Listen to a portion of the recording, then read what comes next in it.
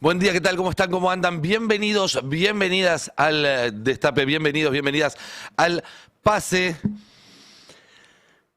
Milei necesita nuevamente que lo rescaten, necesita un nuevo rescate. Y eso no es una novedad, porque ya van varios rescates que ha necesitado desde que comenzó su gobierno en diciembre del 2023. Primero lo rescató el Fondo Monetario Internacional. Eso alcanzó para 4 o 5 meses. Después, como el Fondo Monetario Internacional ya no lo podía rescatar, fue a golpearle la puerta al jefe del Fondo Monetario Internacional, que es el secretario del Tesoro, Scott Bessent. ¿Se acuerdan? Los tweets, el préstamo fantasma, todas las operaciones esas que se armaron. Cuando vieron que con lo de Bessent no alcanzaba, entonces fueron a golpearle la puerta al jefe de Bessent, que es Trump, y se sacaron esa foto, hicieron esa filmación, y Trump diciendo, si los argentinos no votan como yo quiero, entonces los voy a hacer pelota y demás. Y ahora, que ya no alcanza con Trump, o que Milei no sabe si Trump va a estar ahí mucho tiempo más también para sostenerlo, vuelve a hacer lo mismo. Toc, toc, toc, va y le golpea la puerta al jefe de Trump, que es Peter Thiel. Primero al FMI, después al jefe del FMI, que es Bessent, después al jefe de Bessent, que es Trump, después al jefe de Trump, que es Thiel. Está clarísima la escalerita. Ayer estuvieron en la Casa Rosada, en una reunión que, no sé si tenemos ahí la foto, la mesa encabezada por la motosierra, todo, ¿no? Como que nos trae mucha tranquilidad, calma, prosperidad, ¿no? Es una foto que dice, todo va a estar bien. No sé si ustedes no se sientan reconfortados cuando la ven. Y tras la reunión, Milei dio una nota para contar lo maravilloso que había sido el encuentro y lo bien que había hablado Peter Thiel de él, en serio. Fue para eso la nota. Escuchemos algún fragmento. Que mantuvo con Peter Thiel. Thiel, exactamente en Casa Rosada. Queríamos saber cuáles fueron las novedades. La verdad es que fue una reunión maravillosa. Peter Thiel hay que tenerlo presente, él es un anarcocapitalista, entonces él está muy interesado en cómo es ser presidente siendo anarcocapitalista. Ustedes saben que yo filosóficamente soy anarcocapitalista, y entonces ahí, digamos, Peter Thiel justamente lo que entiende es que no se va de un momento a otro como si fuera un switch on o un switch off al anarcocapitalismo. O sea, bueno, discutíamos que es un marco normativo y que uno tiene una situación inicial y que, bueno, lo que tiene que ir tratando es de que se parezca más. Y eso, digamos, tiene una contrapartida muy clara, ¿no? Por ejemplo, uno tendría que ver, ¿hay más presión fiscal o hay menos presión fiscal? Entonces, por ejemplo, yo le explicaba que nosotros cuando llegamos había un déficit fiscal consolidado de 15 puntos del PBI, 5 en el Tesoro y 10 en el Banco Central. Bueno, es cierto lo que dice Milei. Peter Thiel es un anarcocapitalista, pero recordemos qué significa realmente anarcocapitalismo. Anarcocapitalismo es un sistema en el cual no haya reglas para el capital. Es decir, un sistema en el cual el capital sea absolutamente libre de hacer lo que quiere, entrar, salir de un país, etcétera. Y por lo tanto, todo lo demás, los estados, las personas, los recursos, debe subordinarse a esa libertad del capital. Esa es la filosofía de Peter Thiel. No vamos a repasar hoy de nuevo su biografía. Hicimos ya esta semana un par de apreciaciones bastante extensas sobre su persona. Pueden buscar la nota que publicamos ayer en el destapeweb.com. Ahí básicamente está todo, metí todo. Pero además, si no, los distintos editoriales que fuimos haciendo en el Pase de la Tarde y demás, porque es realmente interesante, es una figura que hay que entender. Pero hay que entender también esto, ¿no? Es una persona que encuentra una afinidad genuina con el proyecto político de Milei, que convenientemente también le sirve a sus propios proyectos de los que vamos a hablar en un rato. Vamos a escuchar la segunda parte de la entrevista que dio ayer el presidente argentino, donde siguió dando más detalles de su encuentro con el dueño de Palantir. Usted imagino que estuvo también en la reunión con el canciller, que es una de las personas que generalmente coordina este tipo de reuniones.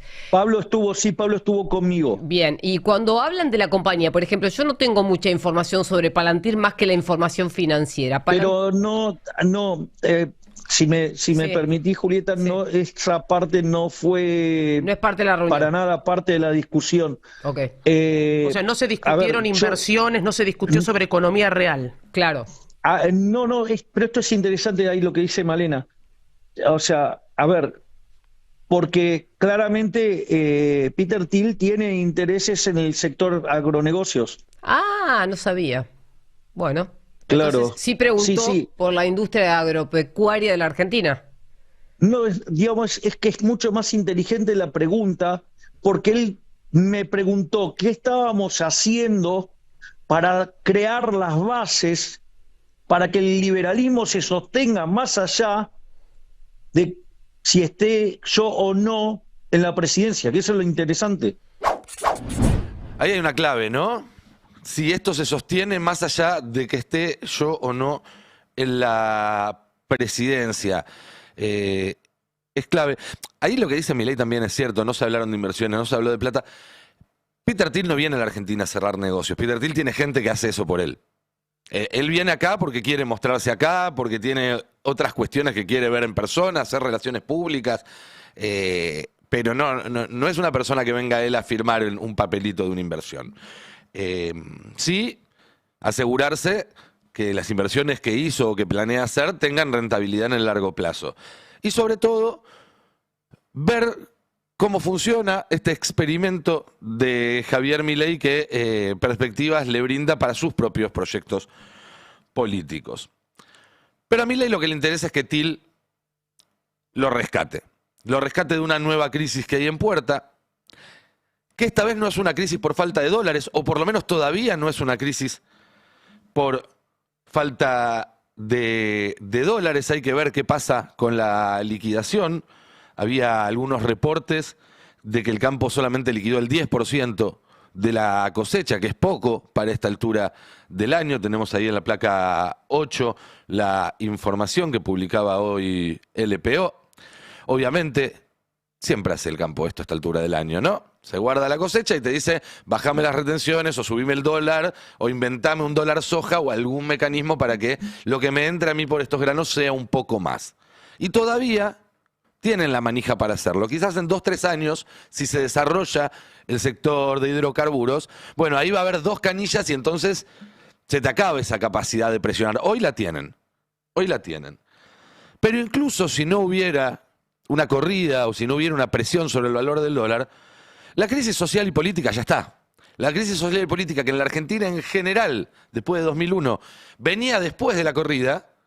Esta vez la corrida pudo contenerse, pero la crisis explotó igual, como viene contando Roberto Navarro toda esta semana. Y en ese contexto, Milei necesita ordenar no solo su espacio, que está en el medio de una interna feroz, sino también todo lo que él consideraba su hábitat natural, que es todo lo que hay desde el centro hacia la derecha en la política argentina. Esto lo contamos 1000 veces. Fue la táctica de Trump, fue la táctica de Bolsonaro y es lo que trató de hacer acá Javier Milei. Por eso, durante 2 años, fue más duro contra el PRO que contra la oposición, porque su rival inmediato era el PRO para despojarlos de todo. Estuvo muy, muy cerca, no terminó de hacerlo y eso quizás le traiga problemas. Y además necesita ordenar la calle, el sentimiento social, la opinión pública que viene dándole sistemáticamente cada vez peor. Y que va a seguir en esta dinámica mientras sigan siendo malas todas las noticias, porque el presidente puede usar todas las mayúsculas que quieran para decir que todo está fantástico, pero después cuando uno va y mira con lupa, y en un rato lo vamos a hacer acá con Cande, se acelera la suba de precios nuevamente, esa idea que había de que la inflación de marzo había sido un pico y que en abril iba a caer a la mitad o una cosa por el estilo, cada vez va quedando más atrás. ya se está hablando de por lo menos un piso de 2,5 puntos, y otros hablan ya de 2,7, 2,8. El consumo no encuentra piso, el consumo sigue cayendo en supermercados, en comercios, donde se mide el termómetro social. Obviamente que si vos después en una estadística empardás esto porque se vendieron un montón de autos de lujo, podés lograr una estadística que te diga otra cosa. Pero lo que está cayendo es el consumo de fideo, de polenta, de arroz, de aceite, de jabón para lavar la ropa, de detergente, de dentífrico, de lo básico. El sistema de salud sigue sin dar abasto. Tenemos esta nota de Gabriel Sueda ahora en el Destape, que da cuenta cómo la crisis en el PAMI, la eliminación del plan remediar, la reducción en el envío de vacunas y demás causan muertes. Lógico, por supuesto que causan muertes.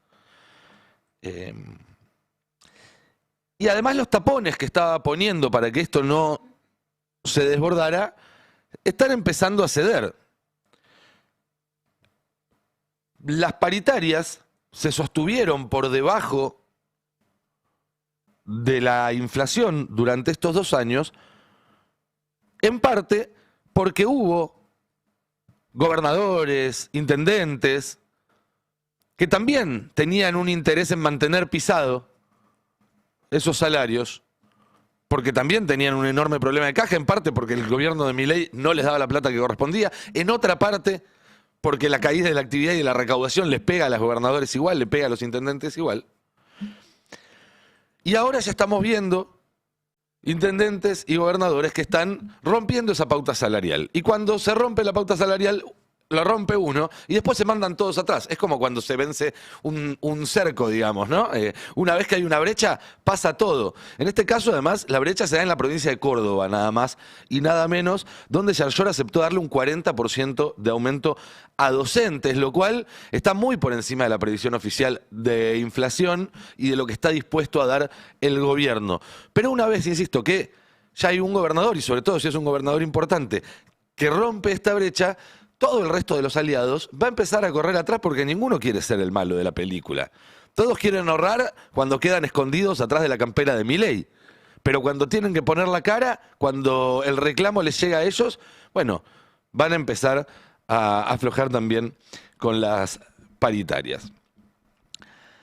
Y TIL, la verdad es que puede ofrecerle soluciones a estos problemas que tiene Milei. ¿Tiene con qué? Tiene varias formas, de hecho, de hacerlo. Principalmente 3. La primera es la vigilancia, lo hemos hablado extensamente, lo que puede hacer Palantir en la Argentina, cómo durante 2 años se ha ido adaptando la arquitectura legal, el sistema de seguridad, de inteligencia y de defensa argentino para que Palantir pueda funcionar bien, cómo todos los cambios que fue introduciendo este gobierno, desde la ley antimafias hasta la reforma de la CIDE, los distintos decretos o cambios reglamentarios sobre las fuerzas, la aparición o la creación de unidades específicas para cruzar datos, para sistematizar datos. Bueno, hay una arquitectura que se armó para recibir a Palantir. Si Palantir ya está por llegar o está llegando en este mismo momento, la verdad no podemos saberlo porque por su propia naturaleza es opaca. Las 2 puntas de esa línea son opacas. Palantir es opaco y la CIDE hoy por un decreto puede actuar absolutamente en secreto y sin rendir cuentas a nadie y la comisión que debería controlarlo no está funcionando. Entonces no sabemos si Palantir está hace 6 meses, está hace 1 año, llega hoy, llega la semana que viene, llega en junio. Pero que está todo armado para que eso suceda, no hay ninguna duda. La segunda solución que puede brindarle Peter Thiel a Javier Milei tiene que ver con la manipulación. Palantir no solamente es una herramienta para vigilar, para reprimir, para agredir, sino que también es una herramienta para individualizar a nivel personal la información que después alimenta los algoritmos con los cuales se hace la campaña. ¿Se acuerdan que en 2016 Cambridge Analytica, que lo que se decía es se arman, utilizando filtraciones de datos, grupos, segmentos poblacionales con determinadas características y se hacen campañas orientadas específicamente a ese grupo. Entonces, a la gente que está a favor de la aportación de armas, hacer una campaña que habla de la aportación de armas. A la gente que está a favor del problema de la inmigración, le haces una campaña que habla de ese tema, etcétera, etcétera, etcétera. Bueno, hoy, 10 años más tarde, esa tecnología permite hacer lo mismo, pero con con blancos individuales, ya no grupos de 10.000, 100.000 personas, sino de a uno por vez. Palantir puede individualizar este tipo de factores y generar campañas de manipulación electoral ultra sofisticadas. Lo va a hacer el año que viene en la Argentina, sin ninguna duda. No va a ser una campaña, como le gusta decir a los libertarios, con la cancha pareja, Y ya es hora de que la oposición y de quienes quieran participar en las elecciones del año que viene representando a la oposición, vayan entendiendo que van a tener que dar una batalla asimétrica. Porque las redes sociales donde se va a jugar buena parte de la campaña son territorio del adversario, no es neutral. ¿Eso significa vámonos de las redes sociales, no participamos ahí? No, abandonar ese territorio sería un error. Ahora, ir de frente, como si fuera una batalla justa, como si fuera una campaña, como si estuviéramos en 2011, es ponérsela de frente y perder como en la guerra. Lo que hay que pensar son tácticas y estrategias para una campaña asimétrica. Asimétrica. Lo mismo, salvando las enormes distancias de cómo pensó Irán su reacción ante la agresión de Estados Unidos, que tiene a Palantir también detrás, de forma asimétrica, porque si iban a lucharle frente a frente, se los comían crudos en 2 días, y hoy le generaron un buen quilombo. Bueno, políticamente también hay que pensar en términos de asimetría para la campaña del año que viene, porque claramente se va a combatir en un territorio que domina el adversario. Y el tercer punto que puede aportarle Peter Thiel al gobierno es que ordena el círculo rojo. Imagínense acá los gobernadores, vino un NN que se llama Barry Bennett, que nadie conocía. Un día hizo así y tenía a todos los gobernadores haciendo fila para ir a su oficina a almorzar y a charlar y a ver si le ponían la cucarda de jefe de gabinete a Santiago Caputo y demás. Barry Bennett no es nadie en las grandes ligas. Es un intermediador, es un lobista, es un busca. Peter Thiel es probablemente el tipo más poderoso del mundo. Así que imagínate si no puede ordenar a los distintos sectores que alguna vez compusieron el mileísmo. Y también acá se da una situación entre Milei y Thiel, que es que los dos están buscando un seguro. Los dos están buscando un seguro. Milei porque ve que Trump se puede caer en cualquier momento y sabe que el que queda a cargo es J.D. Vance, el vicepresidente de Estados Unidos, es empleado de Peter Thiel. Esta historia ya lo conté varias veces, pero rápidamente Vance era un flaco que estaba en la facultad, un nadie, va a una conferencia de Peter Thiel, se queda fascinado, le manda un mail, tiene una reunión con Thiel, Thiel lo contrata en su empresa, le da su primer laburo importante. Después de unos años, Vance quiere crear su propia empresa y Thiel es el que le pone la plata, la inversión inicial. Unos años después, Vance quiere ser político y Thiel es el que le banca la campaña. Y unos años después, Thiel se junta con Trump y de esa reunión sale J.D. Vance candidato a vicepresidente. Pero Thiel también quiere asegurarse que ciertas políticas que está aplicando Milei sigan si Milei no sigue. Lo dijo el propio Milei en la entrevista que escuchábamos hace un rato, y es lo que además se filtró en los medios. Uno mira los títulos de ayer, por ejemplo, el de Infobae, que dice exactamente eso. ¿Cómo se sostiene esto en el tiempo? La pregunta clave que le hizo el magnate Peter Thiel a Milei. Y varios medios más hicieron título con la misma pregunta. Evidentemente, alguien quiso que se sepa que esa es la inquietud de Peter Thiel. Y miren este detalle. Esta es la tercera visita de Thiel a la Rosada. Estuvo primero el 27 de febrero de 2004, llevaba apenas 2 meses Milei como presidente. Estuvo 2 horas reunido con él. Hay un registro de la entrada de la Casa Rosada, donde se lo puede ver cómo aparece ahí Peter Thiel, acompañado igual que ayer de su marido, de Matt Dansensen, y también de Alex Oxenford, que es el vínculo entre Milei y Thiel, y hoy es embajador en los Estados Unidos. El segundo encuentro fue en mayo, 8 de mayo del 2024, el segundo encuentro en La Rosada, que no figura en ningún registro, pero Oxenford tuiteó a la salida de ese encuentro contando que Till había estado con Milei, porque los mandan a espiar y ponen un pasacalles. Tenemos ahí el tuit de Oxenford, sí. Visité a Javier Milei en la Casa Rosada con Peter Thiel, que me dijo que cree que las ideas de Milei son tan relevantes a nivel global como lo son para la Argentina. 8 de mayo de 2024, es una visita distinta a la anterior. ¿Lo ven?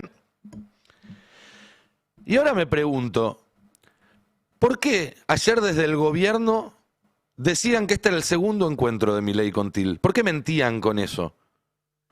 Lo hicieron voceros en off del gobierno que se lo dijeron a varios medios que ayer titulaban en su segundo encuentro con Thiel. El Clarín lo tituló así. Digo, la línea oficial era que este era el segundo encuentro de Milei con Thiel. Pero hasta Oxenford, que estuvo presente en las dos reuniones anteriores, ayer tuiteaba esto.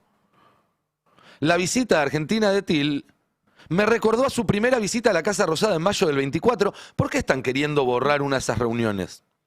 Me da mucha curiosidad, realmente genuina, no tengo una hipótesis. Porque además hubo otras reuniones, se reunieron en febrero del 24, antes de la primera venida de Thiel a la Argentina, en el Instituto Milken en California.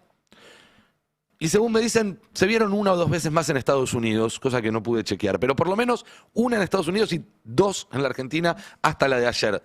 El gobierno por algún motivo borra algunas de la historia oficial. Es una duda genuina. Pero además, las primeras dos veces, Thiel vino a la Argentina a ver a Milei. Llegó a la Argentina, estuvo unas horas, vio a Milei y se fue.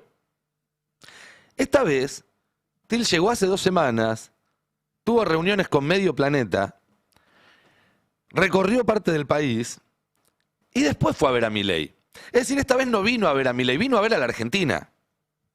Y esto entra en absoluta concordancia con esta idea de que le importa la continuidad de las políticas más allá del liderazgo del presidente. No digo que no haya un interés genuino de Thiel en las ideas de Milei. Yo creo que lo hay, porque tienen algunas cuestiones en su ideología que son muy similares y porque es cierto que Milei es un rara avis, que Thiel no tiene muchos otros Mileis para ir a ver de cerca cómo funcionan.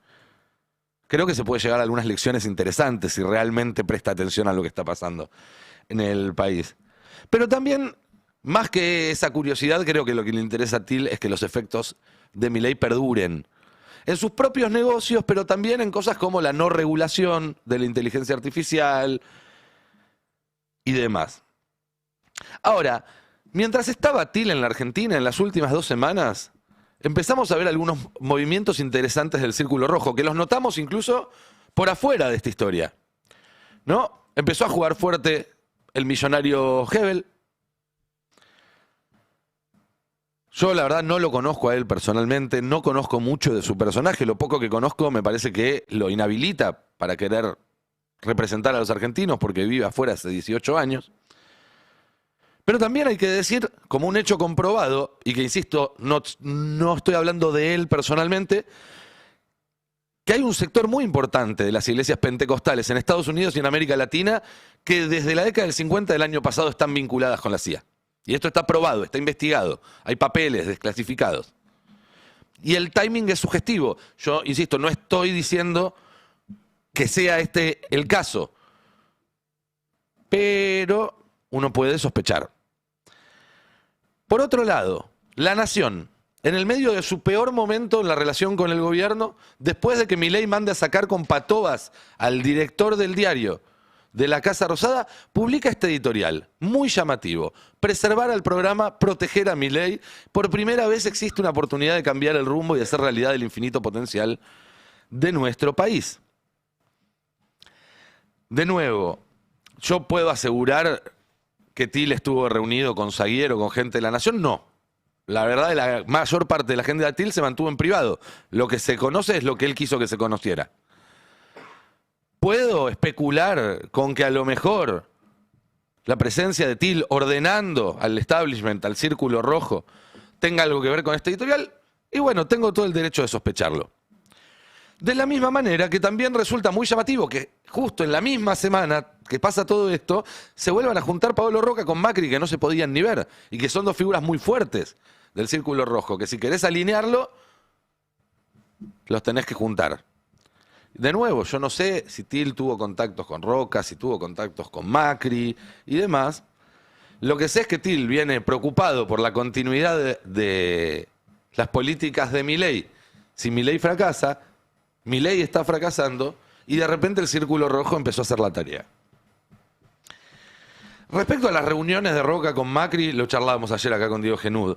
En esas reuniones no se habló de que Macri sea candidato, estuve yo haciendo algunas averiguaciones después, sino que Macri mantenga el sello del PRO vivo. ¿Por qué? Porque la candidata de Pablo Roca es Patricia Bullrich, y lo que no están seguros es que la Libertad Avanza llegue como un sello competitivo a las próximas elecciones. Entonces creen que Bullrich puede volver en algún momento al sello amarillo, algo que a Macri mucha gracia no le hace, pero bueno, si lo piden determinadas personas, habrá que hacer el esfuerzo. Peter Thiel es alguien que sabe planificar a largo plazo. Todo lo que estamos viviendo ahora es fruto de una larga planificación de Peter Thiel que lleva 30 años. Uno lee cosas que escribió hace 30 años y se fija lo que hace Palantir ahora y se da cuenta de que ahí hay una línea, hay una coherencia que, bueno, a nosotros no nos gusta, pero está ahí. Y la coherencia política tiene un valor y tiene una potencia. Y Thiel la sabe aprovechar.